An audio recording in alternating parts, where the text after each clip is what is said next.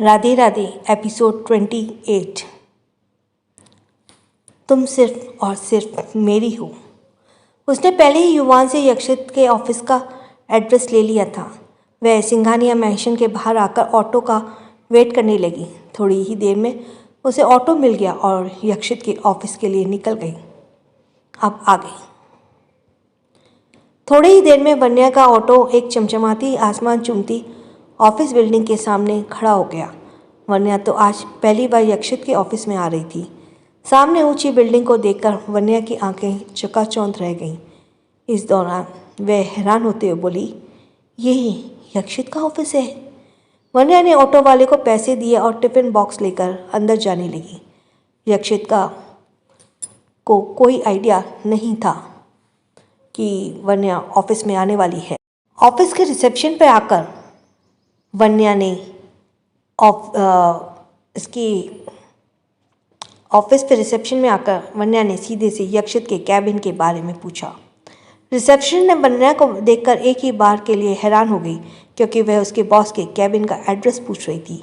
वन्या एक pink colour की printed sari पहने हुई थी, जिसमें वह काफ़ी खूबसूरत लग रही थी। रिसेप्शनिस्ट के पूछने पर वन्या ने बताया कि वह यक्षित की वाइफ है। अब चौंकने वाली बारी रिसेप्शनिस्ट की थी, क्योंकि उसे बिल्कुल भी आइडिया नहीं था कि उसके बॉस ने शादी कर ली है। पर उसने वन्या को यक्षित के कैबिन का एड्रेस बताते हुए कहा, मैम, बॉस का कैबिन 56 फ्लोर पर है। एड्रेस पूछने के बाद वन्या लिफ्ट में होते हुए 56वें फ्लोर पर जाने लगी, जहां यक्षित का कैबिन था। वहां के सभी एम्प्लॉयज़ वन्या को देख रहे थे और आपस में खुसुर फुसुर भी कर रहे थे। वन्या यक्षित के कैबिन के बाहर खड़ी हो गई। तभी उसे वहाँ तेजस और समर्थ दिखे। वन्या को आज ऑफिस में देखकर दोनों वन्या के पास आए और ग्रीट किया। तेजस स्माइल करते हुए बोला, मैम, आप यहाँ? वन्या, हाँ, वो आपके बॉस ने लंच नहीं किया ना, इसलिए मैं उनके लिए लंच लेकर आई थी। समर्थ, पर मैम, बॉस तो अभी एक मीटिंग में बिजी हैं। आप एक काम कीजिए, उनके कैबिन में वेट कीजिए। जैसे ही मीटिंग खत्म होगी मैं बॉस को इन्फॉर्म कर दूंगा। वन्या ने हाँ में सिर हिलाया और यक्षित के कैबिन में आ गई। अंदर आकर वो हैरान रह गई, क्योंकि यक्षित का कैबिन बहुत बड़ा और बहुत ही खूबसूरत था। वहाँ का इंटीरियर वर्क प्लेस के अकॉर्डिंग डिज़ाइन थे। कैबिन रूम के कांच की बड़ी बड़ी विंडोज़ भी लगी हुई थी। कैबिन में एक तरफ यक्षित की डेस्क था, जहाँ एक राउंड चेयर था और सामने टेबल पर यक्षित का लैपटॉप रखा हुआ था। डेस्क के सामने एक आरामदायक सोफ़ा रखा हुआ था। कैबिन रूम से अटैच्ड एक वॉशरूम और एक प्राइवेट रूम भी था, जहां यक्षित कभी कभी रेस्ट करता था। वन्या टिफ़िन बॉक्स को टेबल पर रखकर एक एक चीज़ को बहुत ध्यान से देख रही थी। तभी एक लड़की, जिसका नाम सुहाना था, अपने हाथ में एक फाइल लेकर इतराते हुए यक्षित के कैबिन की तरफ चले आ रही थी। दरअसल सुहाना यक्षित को लाइक करती थी, इसलिए उसने जानबूझकर यक्षित की कंपनी को ज्वाइन किया था। वह दिखने में खूबसूरत थी, पर अंदर से वह एक घमंडी किस्म की लड़की थी। वह अक्सर अपनी खूबसूरती पर इतराती रहती थी। अपने फेलो एम्प्लॉयज़ को यही कहती थी कि देखना, एक दिन बॉस मेरी खूबसूरती से जाल में गिर ही जाएंगे।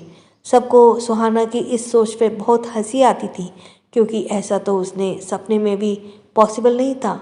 वह आज भी फाइल लेकर ज़बरदस्ती यक्षित के कैबिन में जाने का बहाना करते हुए अंदर जाने लगी, पर आज उसे एक बड़ा सरप्राइज़ मिलने वाला था।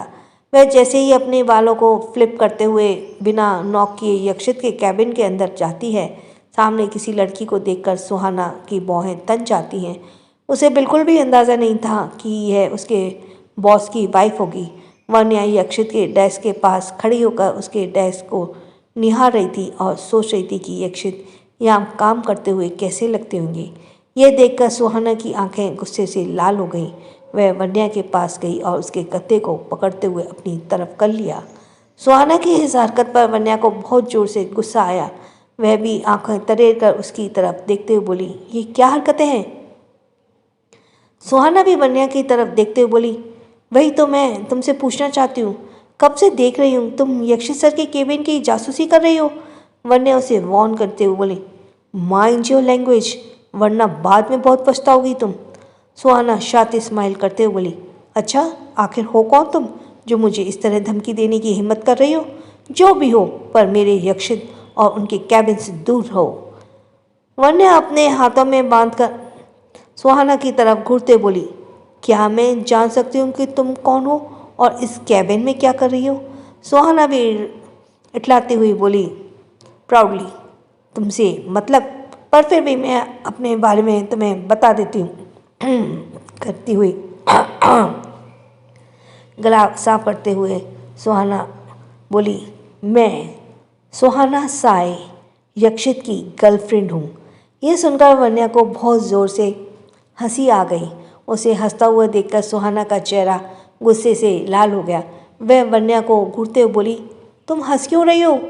वन्या मुश्किल से अपनी हंसी कंट्रोल करते हुए बोली, तुम्हारी बेवकूफ़ी पर। सुहानी वन्या की तरफ बढ़ते हुए बोली, तुम्हारी हिम्मत कैसे हुई मुझे बेवकूफ़ कहने की? वन्या उसे एक बार फिर वार्न करते हुए बोली, मैंने तुम्हें पहले ही भी वार्न किया था और अब भी वार्न कर रही हूँ, रहो मुझसे दूर वरना पछताओगी। पर सुहाना तो जैसे धुन सवार था। वह वन्या के पास गई और उसे डेस्क के पास से हटाते हुए सामने की तरफ जोर से धक्का दे दिया, जिससे वन्या का सिर डेस्क से पर लगने ही वाला था कि तभी कोई उसे कमर से कसकर पकड़ लेता है और अपनी बाहों में भर लेता है। यह यक्षित था। वन्या को यक्षित की बाहों में देखकर सुहाना का तो जैसे खून ही सूख गया। उसे समझ भी नहीं आ रहा था कि ये लड़की आखिर कौन है। यक्षित ने वन्या को संभालते हुए उसे ठीक से खड़ा किया और उसके चेहरे पर आ रहे बालों को कान के पीछे करते हुए बोला, तुम ठीक हो? वन्या ने हाँ में सिर हिला दिया। फिर उसने गुस्से से लाल हो चुके चेहरे के साथ सुहाना की तरफ देखते हुए गुस्से से बोला, तुम्हारी हिम्मत कैसे हुई मेरी वाइफ को धक्का देने की? यह सुनकर तो जैसे सुहाना के पाँव के नीचे से जमीन ही खिसक गई।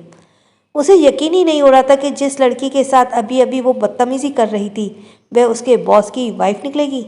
अब उसे समझ आ रहा था कि वन्या उसे बार बार वार्न क्यों कर रही थी, पर अब तीर कमान से निकल चुका था और अब कुछ भी नहीं हो सकता था। सॉरी सर, सॉरी बॉस, मुझे नहीं पता था ये आपकी वाइफ है। सुहाना ने अपनी लड़खड़ाती जुबान के साथ ये कहा। यक्षित गुस्से से सुहाना की तरफ देखते हुए बोला, अगर मेरी वाइफ की जगह कोई दूसरी लड़की होती तो भी तुम उसके साथ बिल्कुल ऐसे ही पेश करती, ऐसे ही पेश आती तुम?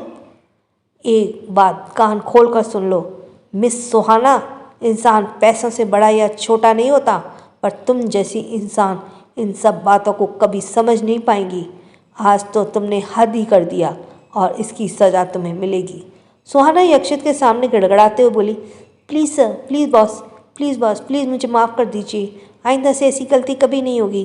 पर यक्षित ने उस पर बिल्कुल भी रहम नहीं दिखाया और कहा, you are fired from your job. Suhana के पास दूसरा कोई और ऑप्शन नहीं था, इसलिए वह चुपचाप वहाँ से निकल गई। आज उसका यह एटीट्यूड उस पर ही भारी पड़ चुका था।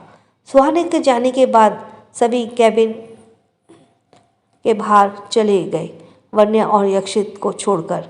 यक्षित ने रिमोट से कैबिन का डोर लॉक किया और अपने से दूर खड़ी वन्या के पीछे जाते हुए से कसकर पीछे से हग कर लेता है, जिससे वन्या के फेस पर एक स्माइल आ जाती है।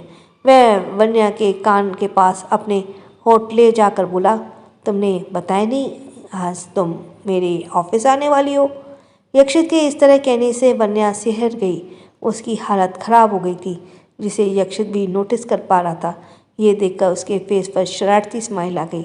वन्या खुद को संभालते हुए बोली, वो मैं आपको सरप्राइज़ देना चाहती थी, इसलिए नहीं बताया। अच्छा अच्छा, यक्षित ने उसे यूं ही अपनी बाहों में जकड़ते हुए कहा। तो वन्या ने आहिस्ता से में कहा। वन्या को अपने इतने करीब देखकर यक्षित एक बार फिर बेकाबू होने लगा।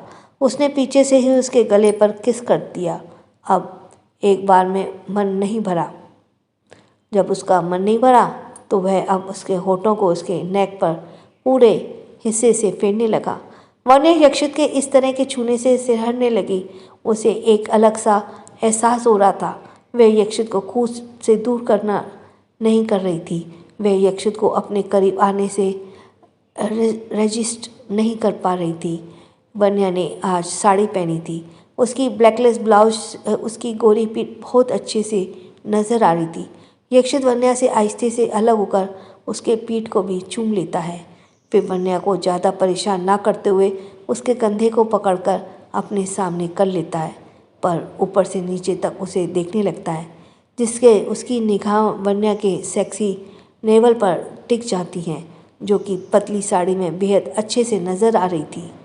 यह देखकर यक्षित एक बार फिर अपने कंट्रोल खोने लगता है और वह खुद को संभालते हुए वन्या से बोला, अगर तुम इस तरह मेरे सामने आओगी तो मैं काम कर पाऊँगा।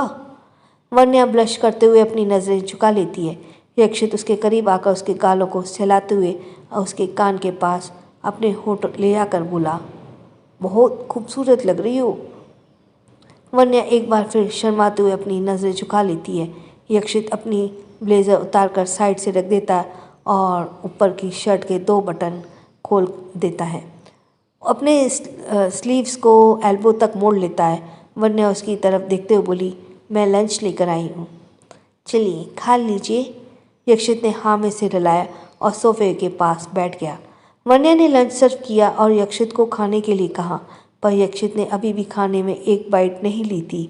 यह देखकर वन्या उसकी तरफ देखकर बोली, क्या हुआ? क्या आप खाना क्यों नहीं खा रहे? यक्षित बच्चों जैसी शक्ल बनाकर बोला, तुम अपने हाथों से खिलाओगी तभी तो खाऊंगा। वन्या एक नज़र घूरकर यक्षित को देखते हुए बोली, आप भी ना बिल्कुल बच्चों की तरह हरकतें करने लगी। यक्षित ने वन्या की बातों को इग्नोर करते हुए उसे अपनी तरफ खींचकर अपनी गोद में बिठा लिया। वन्या यक्षित की इस हरकत से शॉक्ड रह जाती है और उसके पास कोई भी ऑप्शन नहीं था यक्षित को अपने हाथों से खिलाने के अलावा। वह उसे अपने हाथों से खिलाने लगी। यक्षित भी वन्या को अपने हाथों से खिलाता है और खाने के बाद दोनों सोफे पर बैठ जाते हैं। वन्या को देखकर यक्षित के फेस पर डेविल स्माइल आ जाती है। वह उसकी तरफ देखते हुए बोली, तुम्हें नहीं लगता खाने के बाद कुछ मीठा हो जाए? वन्या मासूमियत से बोली, अरे हाँ, आपने अच्छा याद दिलाया, पर मैं तो भूल गई, मुझे कुछ मीठा बनाकर लाना चाहिए था। वह वन्या की बातों पर स्माइल करते और उसकी तरफ देखते हुए बोला, डोंट वरी बेबी, तुम्हें बिना कर लाने की कोई ज़रूरत नहीं थी, वो ऑलरेडी तुम्हारे पास है। वन्या कंफ्यूज होकर यक्षित की तरफ देखने लगती है। जब तक यक्षित को कुछ बोल पाती, यक्षित अपने होठों को वन्या के होठों के करीब ले जाकर अपने होठों के बीच दबाकर उसे किस कर लेता है। To be continued. आगे की कहानी जानने के लिए सुनते रहिए सीओस पोस्ट वाइफ और बने रहिए कहानी पर। तो if you like the story, इसको शेयर कीजिए, कमेंट कीजिए और चैनल को सब्सक्राइब कीजिए। तो और मैं एक नई स्टोरी शुरू करनी है मुझे अप्रैल में, तो आप प्लीज़ बताइए कि मैं कौन सी शुरू करूं। जिसके लिए सबसे ज़्यादा कमेंट आएंगे उसी को मैं पहले स्टार्ट करूंगी। Thanks for listening. छोटों को प्यार, बड़ों को सम्मान। राधे राधे।